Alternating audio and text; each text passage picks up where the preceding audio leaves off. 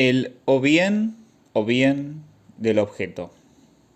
Hay algo instructivo, no diré incluso en, sino sobre todo en los errores o en las deambulaciones, si se quiere. Así, constantemente me ven referirme a los titubeos, incluso a los atolladeros que se manifiestan en la teoría analítica, y utilizarlos como reveladores por sí mismos de la estructura de la realidad con la cual tenemos que vernosla. En este aspecto hay para nosotros algo interesante, notable, significativo, en un trabajo que no es tan viejo, ya que apareció en 1956 dentro del número de julio-octubre del International Journal of Psychoanalysis.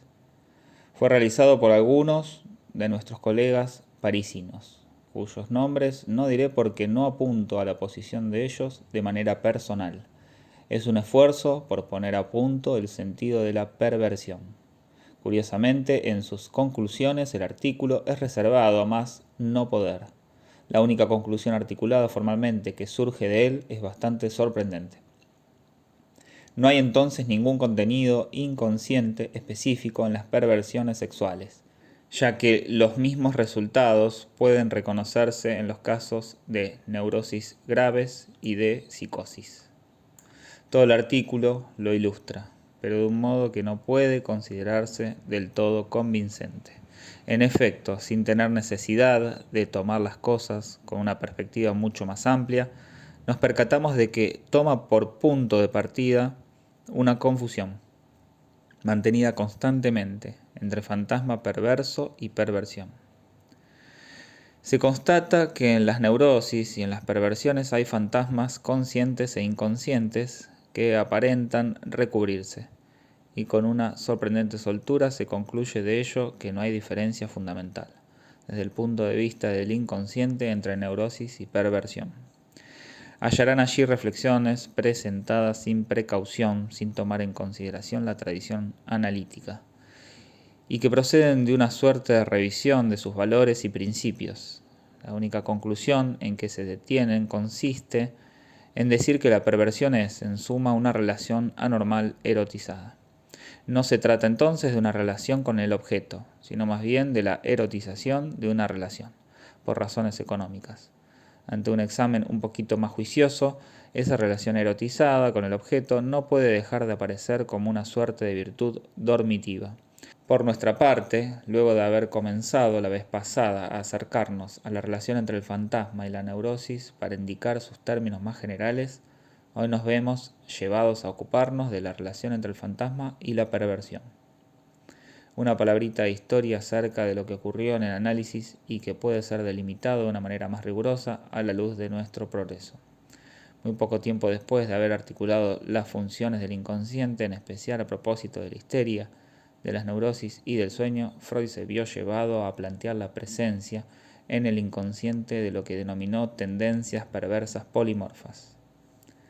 Durante algún tiempo, ahora muy superado por supuesto, nos quedamos con eso. No obstante, lo que faltó articular, según parece, es que, al formular la noción de tendencia perversa polimorfa en el inconsciente, Freud descubrió nada menos que la estructura de los fantasmas inconscientes. Señaló que ésta se asemeja al modo relacional que florece, que se despliega a plena luz del día, que se demuestra en las perversiones. En efecto, la forma de los fantasmas inconscientes recubre lo que en el perverso se nos presenta como algo que ocupa el campo imaginario de su deseo. Lo que el perverso pone en escena en su fantasma se presenta bajo un aspecto que en clínica es patente, a saber, como una secuencia de movie, de film cinematográfico. Quiero decir, una secuencia separada del desarrollo del drama. ¿Lo llaman un rush? No estoy seguro del término, como esos avances de películas hechos para excitar nuestro apetito de volver la semana siguiente para ver el film, del cual se extrajeron las pocas imágenes que nos proyectan. Lo que éstas tienen de seductor nace, en efecto, del hecho de que están extraídas de la cadena, en ruptura respecto del tema.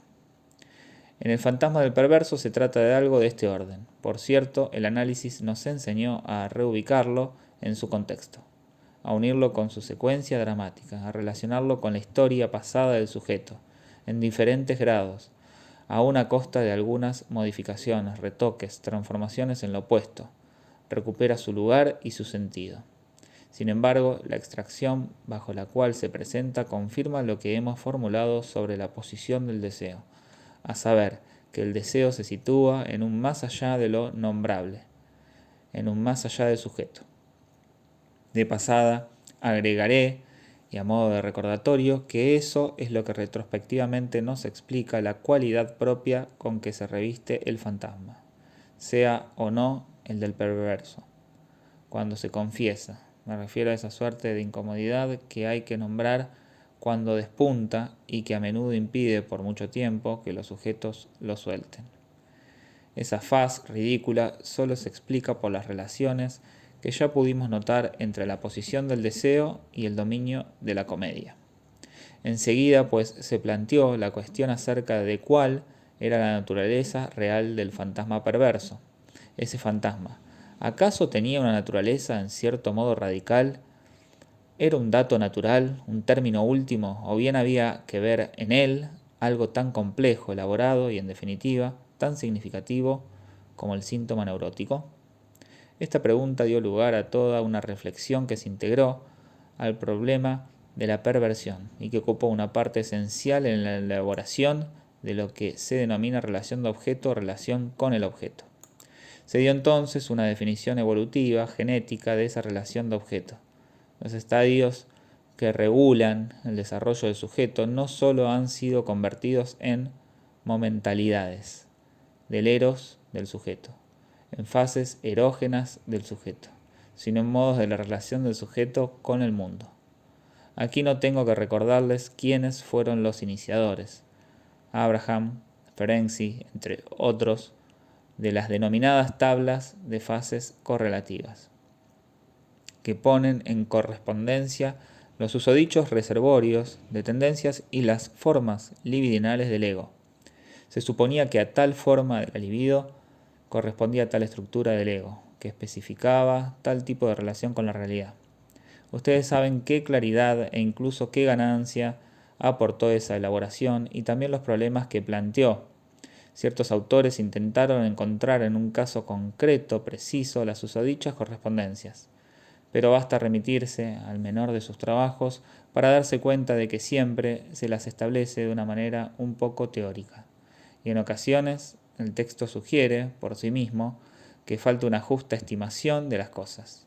Desde las primeras elaboraciones aparece, por ejemplo, la oposición entre objeto parcial y objeto total, pero bajo una forma que, en nuestra opinión, es inapropiada. En las elaboraciones más recientes encontramos, por ejemplo, la famosa noción a la cual muchas veces aludí, de distancia con el objeto, que tan dominante es en los trabajos referidos a las reglas técnicas. Cierto autor francés cree que esa noción de distancia es decisiva en la neurosis obsesiva. Si bien representa un papel decisivo en ciertas posiciones perversas, por ejemplo, la distancia de un objeto se manifiesta de manera mucho más evidente en la fenomenología del fetichismo. Muchas otras formas pueden articularse en el mismo sentido. La primera de las verdades que tendríamos que aportar al respecto es que la noción de distancia es tan esencial que, en última instancia, tal vez sea ineliminable, como tal del deseo mismo, es decir, necesaria para mantener, para sostener, incluso para salvaguardar la dimensión del deseo. Difícil es, en efecto, ver cómo se sostendría el deseo cuando al fin se realizara el mito de una relación sin distancia con el objeto. Se tiene allí, bajo una forma estrictamente mitológica, la idea de una suerte de acuerdo del sujeto con el objeto. Ese acuerdo tiene dos rostros, dos aspectos, dos espejismos, animal por un lado, místico por el otro. Huelga decir que la idea no coincide para nada con los datos de la experiencia, ni con la elaboración analítica que considera al objeto como un resto. Por lo demás, también se supone que la pretendida mala distancia mantenida con el objeto en el obsesivo debe ser corregida, rectificada, superada, hic et nunc, en la relación analítica y por medio de una identificación ideal, incluso idealizante, con el analista, que en este caso es considerado no como un objeto, sino como el prototipo de una relación satisfactoria con el objeto. ¿A qué puede corresponder exactamente tal ideal cuando intentan realizarlo en el análisis? Ya he abordado esta cuestión, pero enseguida tendremos que retomarla para articularla de otro modo. Los problemas de la relación de objeto han sido abordados de una manera mucho más ajustada y mucho más seria en otros contextos y en otros grupos. Como ya les he indicado, aquí pondré en primer lugar las articulaciones de Edward Glover, cuyo artículo The Relation of Perversion Formation to the Development of Reality Sense, publicado en el IJP de 1933, ya le cité.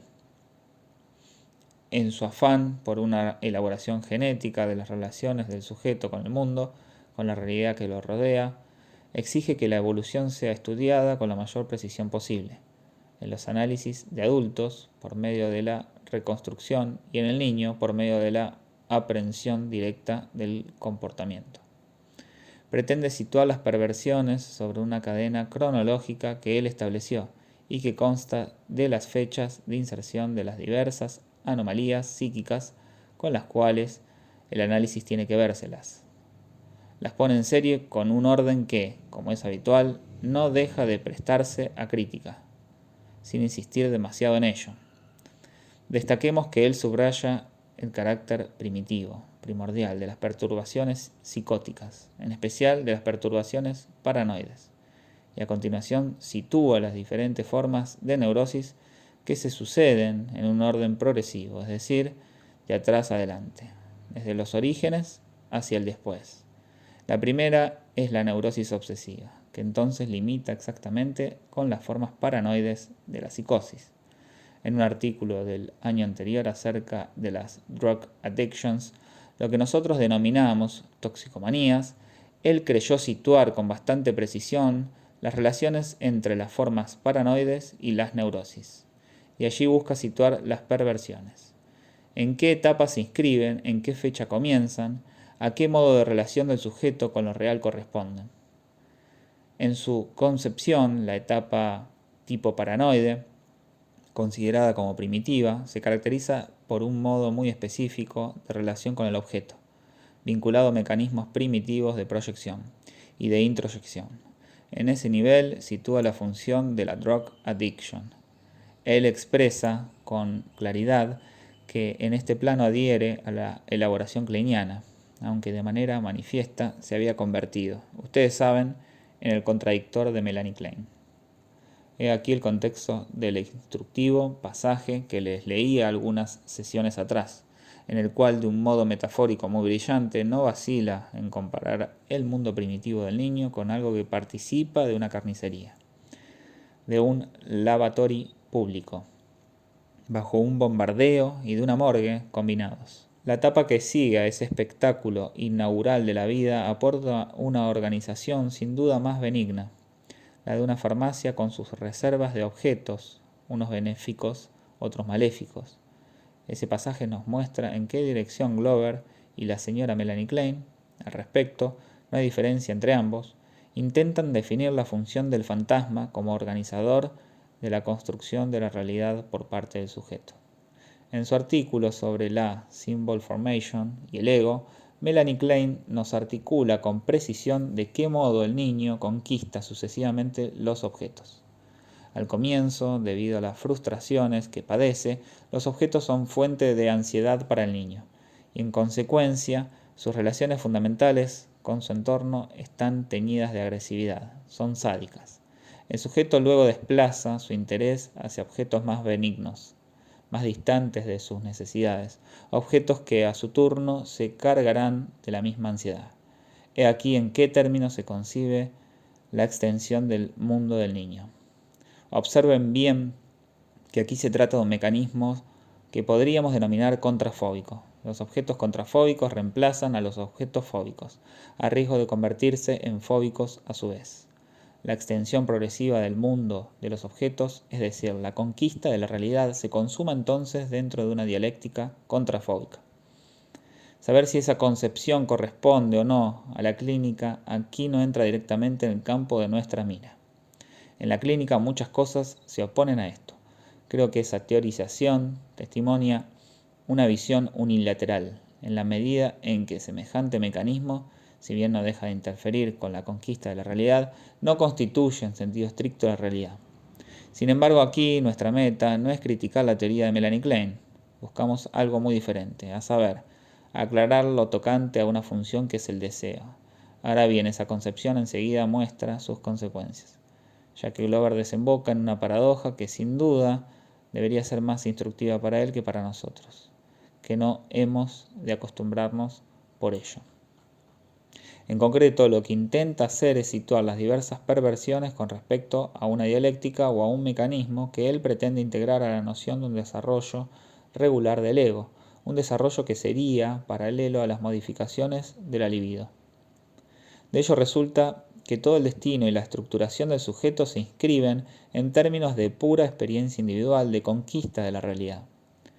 Eso es lo esencial, en efecto.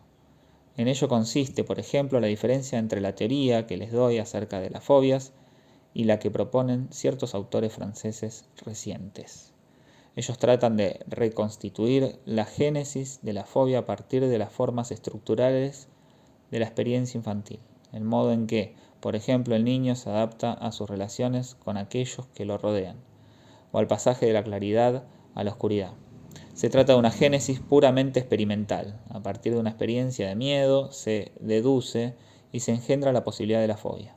En la posición que les muestro, no hay deducción correcta de la fobia, más que a condición de admitir la función como tal del significante. Esa función supone una dimensión que no es la de la relación del sujeto con su entorno, ni con realidad alguna, excepto la realidad y la dimensión del lenguaje. Todo parte del hecho de que el sujeto ha de situarse en calidad de tal dentro del discurso, ha de manifestarse en éste como un ser. En cuanto a la apreciación de esas fobias, es asombroso ver a qué consideraciones puede rebajarse a alguien tan perspicaz como Glover.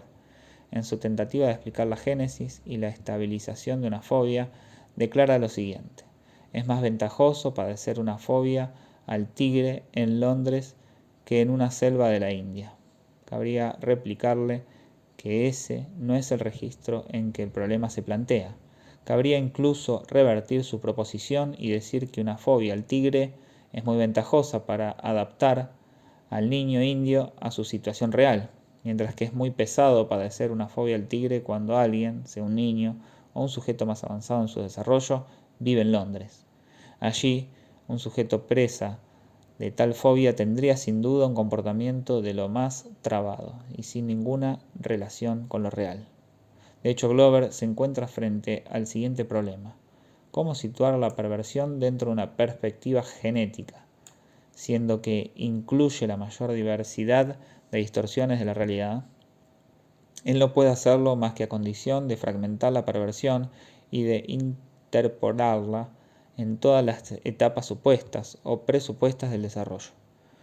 Necesita entonces admitir la existencia de perversiones muy arcaicas, más o menos contemporáneas de la época paranoide, incluso de la época depresiva, al igual que la de otras perversiones situadas en fases muy avanzadas del desarrollo, no solo fálicas, sino edípicas en sentido estricto y hasta genitales. Si no le parece que esta dispersión sea una objeción, se debe a lo siguiente: la perspectiva desde donde partió lo fuerza en definitiva a definir la perversión como una de las formas del reality testing, de la prueba de realidad. Cuando en algún lado algo fracasa en la prueba de realidad, la perversión viene a recubrir ese hole, ese agujero, mediante un modo particular de aprehensión de lo real, que en este caso es un real psíquico, un real proyectado, y por otro lado introyectado. Así, la perversión asegura para el sujeto una función de preservación de la realidad cuya estabilidad de conjunto estaría amenazada por alguna descarga o momento inestable. Sirve de surcido y a la vez de piedra angular de la realidad. En resumidas cuentas, sin ambigüedad, La perversión es concebida por Edward Glover como una forma de salvación respecto de una amenaza supuesta de psicosis. Hay en ello una perspectiva. Tal vez ciertas observaciones puedan en efecto aportar elementos que parezcan ilustrarla, pero muchos otros nos obligan a alejarnos de ella. Sin embargo, parece absolutamente paradójico acordar a la perversión un papel económico que muchos elementos contradicen, sin contar que lo que nos asombra, al menos a primera vista, no es por cierto la precariedad del edificio del perverso, ni clínicamente ni tampoco en la experiencia analítica. No abandonaré la dialéctica kleiniana sin hacer notar en qué aspectos confirma y se empalma con el problema que planteamos. La dialéctica kleiniana distingue dos etapas, la fase paranoide y después la fase depresiva. En esa segunda fase, el sujeto se relaciona con su objeto principal y prevalente, la madre, como un todo. Antes no tiene que vérselas más que con elementos disyuntos que una decisión reparte en objetos buenos y malos, instaurando así en él la proyección y la introyección. Todo esto caracteriza a la barrera paranoide. ¿Qué es lo que está en juego en ese proceso inaugural ubicado al comienzo de la vida del sujeto si lo rearticulamos desde nuestra perspectiva? En suma, lo que la señora Klein nos muestra es que la realidad de las primeras aprehensiones del objeto proviene de que el objeto, más allá del hecho de que puede ser bueno o malo, provechoso o frustrante, es de entrada significativo. La estricta oposición, sin matices ni transiciones, entre el bueno y el malo, sin atender en lo más mínimo al hecho de que el mismo objeto, a saber la madre, puede ser bueno o malo según las horas, no deja dudas acerca de que aquí no se trata de las experiencias del joven sujeto, con todo lo que por lo general éstas tienen de transicional, sino del pasaje del objeto como tal a una función de la oposición significante. He aquí cuál es la base de toda la dialéctica kleiniana. Me parece que muy poco se ha notado que, por fundamentada que esté, se encuentra en las antípodas de lo que hemos puesto de relieve por medio de nuestra experiencia, a saber, que la viva comunicación que se manifiesta en la dimensión de los cuidados maternos tiene una importancia esencial para el desarrollo.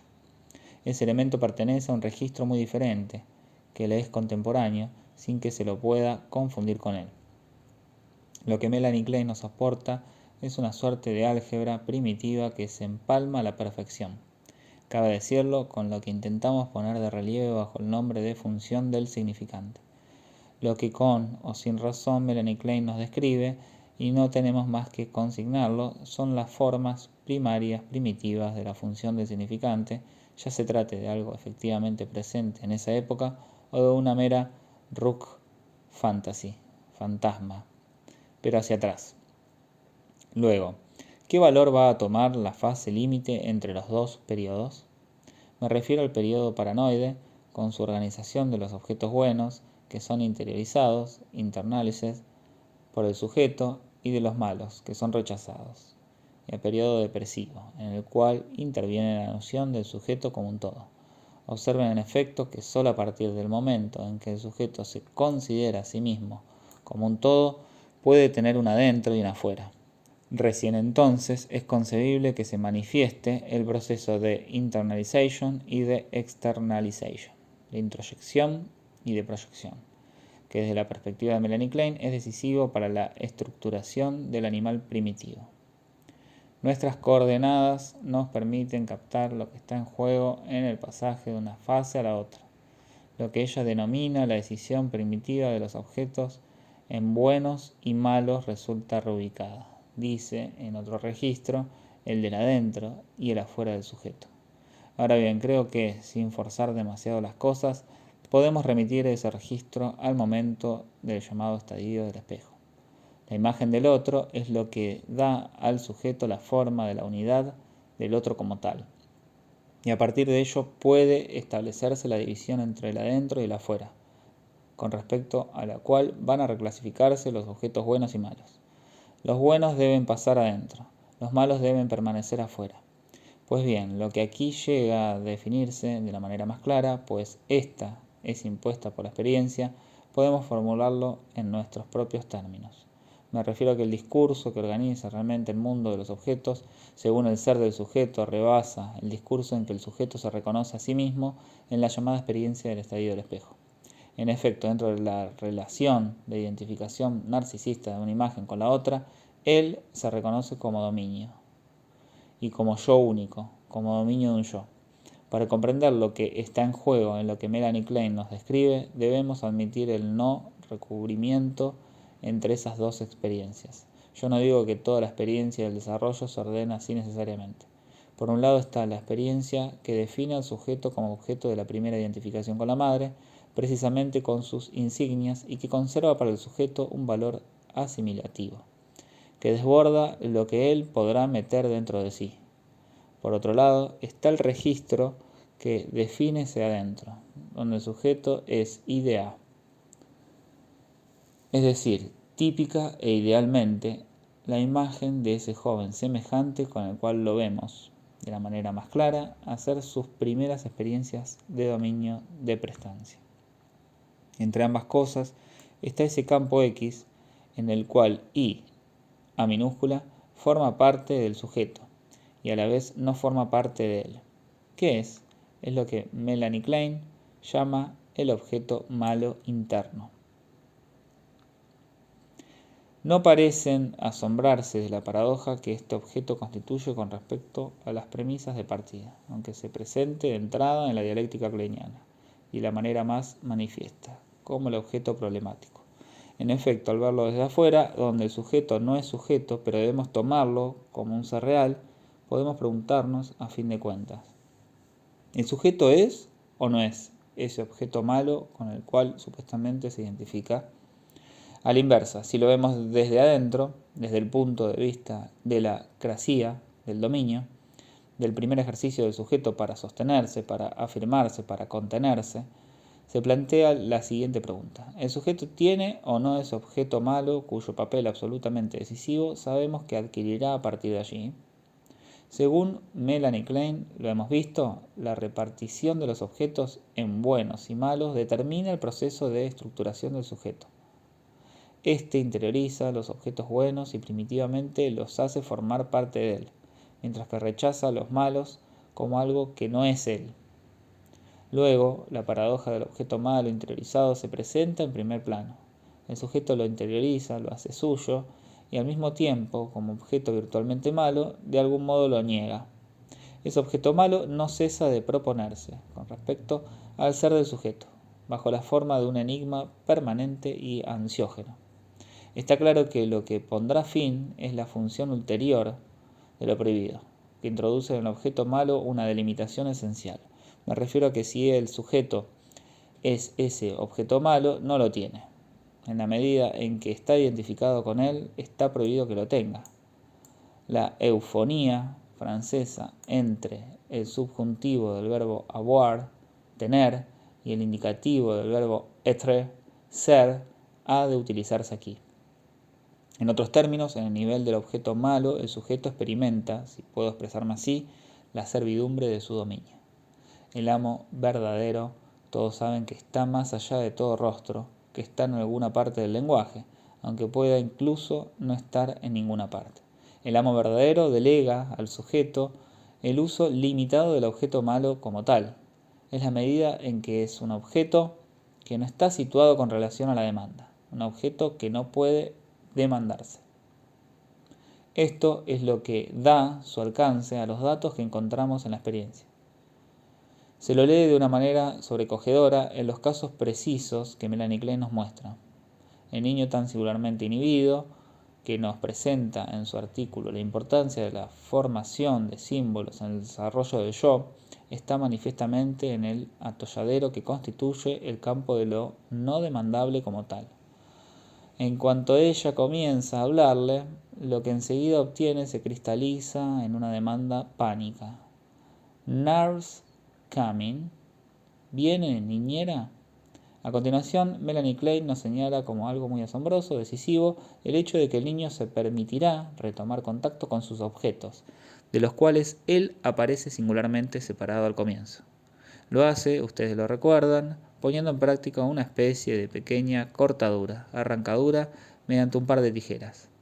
Ese niño está lejos de ser un torpe, ya que se sirve de toda suerte de elementos como los picaportes, pero nunca pudo sostener las tijeras. Aquí las sostiene, las maneja y logra separar un trocito de carbón de algo que tampoco carece de significación, puesto que es uno de los elementos de la cadena del tren con el cual logran hacer que juegue. Se trata nada menos que de un tender. No me meteré con todos los curiosos juegos de palabras que en torno a ese término inglés podrían hacerse. Lo que se nos ofrece no es el mapa de la ternura, sino el mapa del tender. A decir verdad, en ese trocito separado de la cadena, el niño se aísla, se define, se sitúa a sí mismo. En ese resto, ese minúsculo montoncito, ese esbozo de objeto que aquí no aparece más que bajo la forma de un trocito, de un pequeño trocito, el mismo que de golpe provocará tanto su pánico como su simpatía cuando lo vea bajo la forma de virutas de lápiz sobre el pecho de Melanie Klein. Y luego, emocionándose por primera vez en presencia de ese otro, exclamará: «Pobre señora Klein». El deseo, entonces, no es la demanda. Esa primera intuición, experimentada a cada instante y que nos reconduce a las condiciones originales, no debe desviar la atención. Un sujeto viene a vernos. ¿Por qué lo hace? ¿Qué demanda? En principio, satisfacción y bienestar, salvo por el hecho de que no toda satisfacción le acarrea bienestar. Lejos de ello. ¿Cómo le respondemos por lo general? Nos ponemos a organizar su historia de sujeto tal como organizamos la historia del análisis o la historia de la técnica, a fin de responder a su demanda de satisfacción. ¿De qué modo? Intentando obtener una reducción de sus deseos a sus necesidades. ¿Acaso no hay aquí una paradoja cuando por otro lado toda nuestra experiencia, cabe decirlo, se sostiene en la dimensión del deseo? Dimensión, por lo demás, tan evidente para el sujeto como para nosotros. Para nosotros, porque todo lo que hemos articulado se resumirá en lo que voy a decir, y para el sujeto, porque a fin de cuentas, él lo sabe muy bien en el momento en que viene a vernos. Acaban de decirme que alguien está haciendo una tesis importante sobre la significación social del análisis, y eso me da a entender que en ella habrá elementos muy ricos en experiencias y muy bien investigados. Creo que, en efecto, dentro del conjunto de la comunidad, la representación social del análisis está mucho menos distorsionada de lo que imaginamos. Por eso me atrevo a esperar que de ese trabajo se desprenda de la manera más clara lo que sin duda está en la base, en el principio mismo de lo que un sujeto implica por su presencia misma ante nosotros. O sea, que en los datos de su demanda está lo siguiente: que él no se fía de su deseo. El factor común de todos los sujetos que nos abordan es que no se fían de su deseo.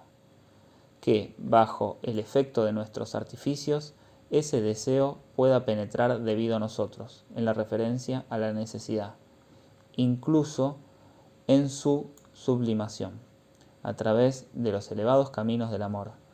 No quita que lo que al comienzo lo caracteriza sea que hay algo que como tal no puede ser demandado, y a propósito de lo cual está planteada la cuestión. Esa es, en sentido estricto, la dimensión del deseo. Para introducir la dialéctica del deseo, ¿saben qué hice en una fecha muy precisa, a saber, hace 2 años y medio? ¿De qué partí? De lo que Freud dice a propósito del complejo de Edipo en la mujer, lo que acabo de articular. ¿No es acaso legible en el hecho de que en el nivel de la experiencia analítica, en el nivel de la experiencia inconsciente, es posible despejar lo que la mujer demanda al principio y que es aquello por lo cual, nos dice Freud, entra en el Edipo? No es tener una satisfacción, sino tener lo que no tiene. Como saben, se trata del falo. Este no es otra cosa que la fuente de donde emanan todos los problemas que surgen cuando se intenta reducir a un proceso natural la dialéctica de la maduración del deseo en las mujeres. Logremos o no esa reducción, hemos de superar un hecho que se presenta en un momento crítico, que Freud pone de relieve, el desarrollo de la niña. Poco nos importa, en definitiva, que sea un proceso primario o secundario. En cualquier caso, es un proceso notable e irreductible. Ese hecho es el siguiente. Lo que la niña demanda tener, o sea, el falo, ella demanda tenerlo en el lugar donde debería tenerlo si fuese un hombre. De eso se trata. No hay ambigüedad alguna al respecto. Sin duda conseguirá tener ese falo que es un significante. Digo bien, un significante. Tenerlo realmente en el hombre. Eso es incluso lo que hace que la mujer esté en una posición muy privilegiada y que sus problemas afectivos tengan una relativa simplicidad en comparación con los del hombre. Pero esa relativa simplicidad no debe cegarnos. Por más real que sea ese falo que ella puede tener, al principio se introdujo en su dialéctica, en su evolución, como un significante. Por eso, en cierto nivel de su experiencia, ella siempre lo tendrá de menos. Por cierto, siempre reservo a la mujer la posibilidad límite de la unión perfecta con un ser, es decir, que en el coito haya para ella fusión completa del ser amado con su órgano. Eso no quita que en la experiencia común las dificultades que se presentan en el orden sexual giren precisamente en torno al siguiente punto. Me refiero a que el momento ideal y en cierto modo poético, incluso apocalíptico, de la unión sexual perfecta no se sitúa más que en el límite, mientras que de hecho, en el testeo común de la experiencia, la mujer siempre tiene que vérselas, aunque alcance la realización de su feminidad con el objeto fálico en calidad de separado. Debido a que ella tiene que vérselas con el falo como tal, y en este registro su acción, su incidencia, puede ser percibida por el hombre como castradora.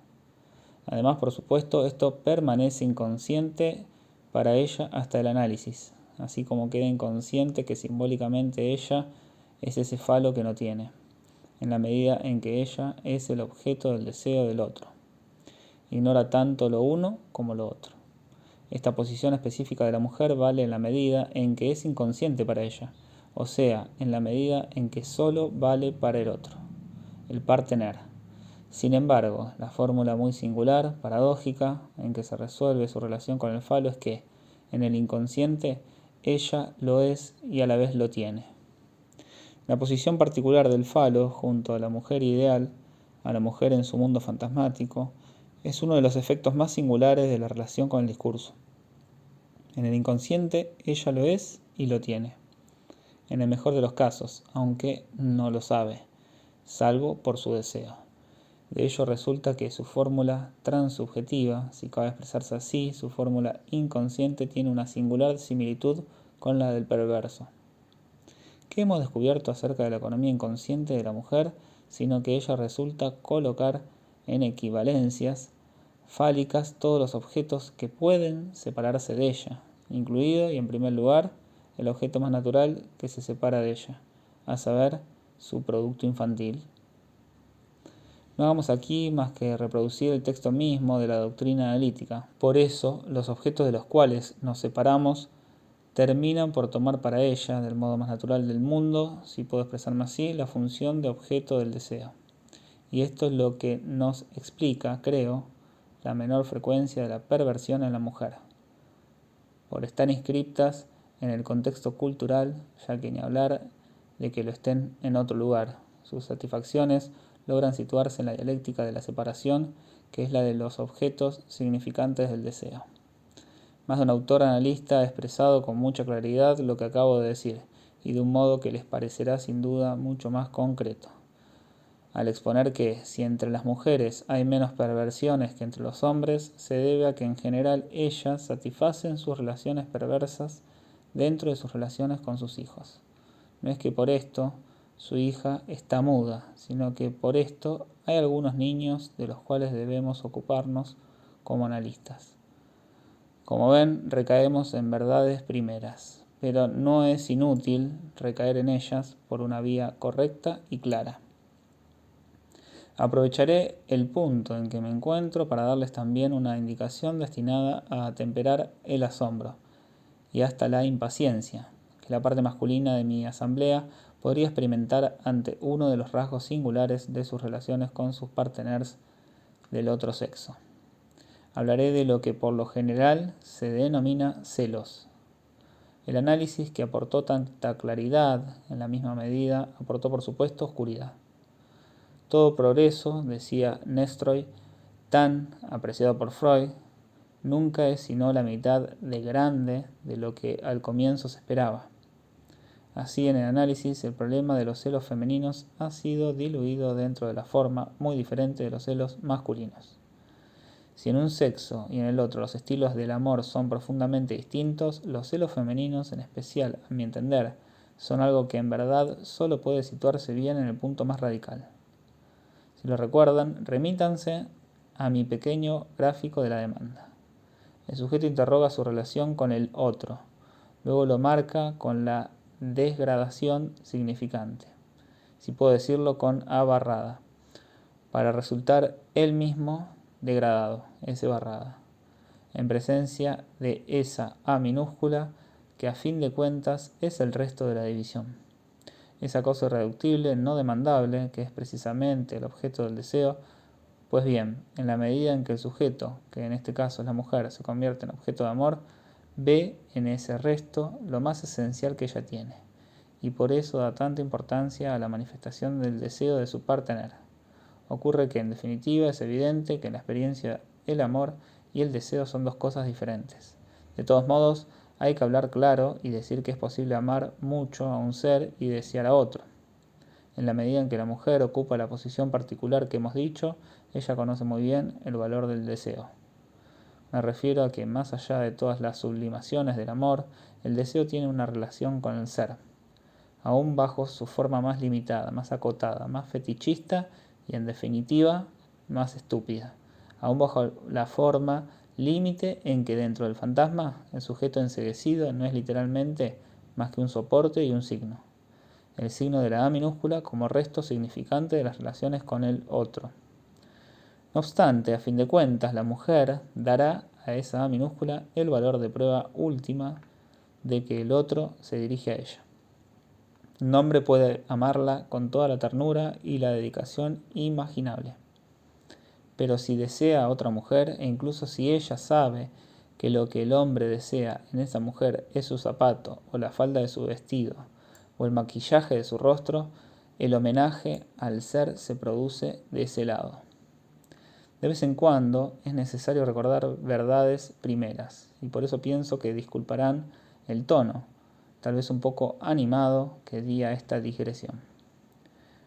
Veamos ahora lo tocante a esta zona precisa del objeto en la cual se instaura esa ambigüedad. ¿Cuál es la función como tal del falo? Ya no puede dejar de presentárseles como algo singularmente esbozado por lo que acabo de decirles acerca del objeto malo interno. Cabe decir que, bajo la forma del falo, la metáfora paterna, como la denominé, instaura en el objeto una disociación que recubre con exactitud, tal como era de esperarse, la forma general que les di de la interdicción. O bien el sujeto no lo es, o bien el sujeto no lo tiene. Si el sujeto es el falo, se le ilustra enseguida bajo esta forma, a saber, como objeto del deseo de su madre. Pues bien, no lo tiene, es decir, no tiene derecho a servirse de él, lo cual constituye el valor fundamental de la llamada ley de prohibición del incesto. Por otro lado, si lo tiene, es decir, si ha realizado la identificación paterna, pues bien, algo seguro, que él no es ese falo. He aquí lo que significa, en lo que llamaré el nivel simbólico más radical, la introducción de la dimensión del Edipo. Y todo lo que elaboramos al respecto siempre remitirá a ese, o bien, que introduce un orden en el nivel de ese objeto que no puede demandarse. El neurótico, ¿de qué manera se caracteriza? Por supuesto, él utiliza esa alternancia y cuando se sitúa plenamente en el nivel del Edipo, de su estructuración significante, la usa de un modo que denominaré metonímico. Incluso diré que esa metonimia es regresiva, en la medida en que no lo es, se presenta aquí como primero con respecto a ella, no lo tiene.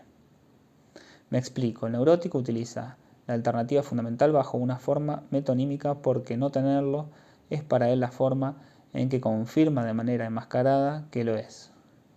Él no tiene el falo para hacer el falo de manera escondida e inconsciente. En torno a ese para ser, un poco enigmático, concluir nuestra última charla.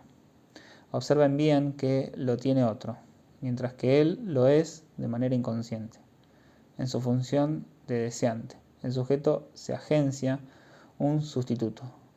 Ese es el fondo de la neurosis. Miren lo que ocurre, en efecto, al final de las andanzas complicadas del obsesivo. Él no es quien goza. De igual modo, para la histérica, no gozan de ella. La sustitución imaginaria en cuestión es precisamente la del sujeto, el S barrado, que está en juego en el nivel del deseo, por el yo. En la medida en que su yo sustituye al sujeto, éste introduce la demanda en la cuestión del deseo. Alguien que no es el sujeto sino su imagen, lo sustituye en la dialéctica del deseo. Por eso el neurótico no puede demandar, a fin de cuentas, más que sustitutos, lo que su experiencia tiene de característico y que se condice con su propio sentimiento es que él demanda todo lo que demanda por otra cosa.